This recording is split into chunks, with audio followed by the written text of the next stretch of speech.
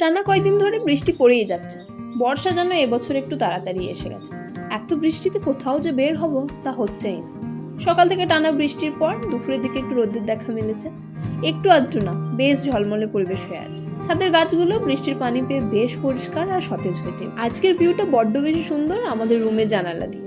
দুপুরের লাঞ্চে বসে মামনি আর আমি প্ল্যান করি একটু খালাম্মার বাড়ি ঘুরে আসা যাক।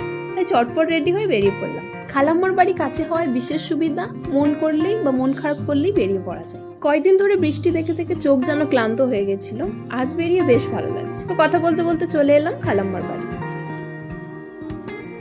বাগানে অনেক গাছের মাঝে কামরাঙ্গা গাছও আছে, তাই কিছুগুলো কামরাঙ্গা জুনেদামায় পেড়ে দিচ্ছে। পেয়ারাগুলো বেশ মজার, মামুন ভাইয়া দেখতে পেয়ে পেড়ে দিলেন এখানে।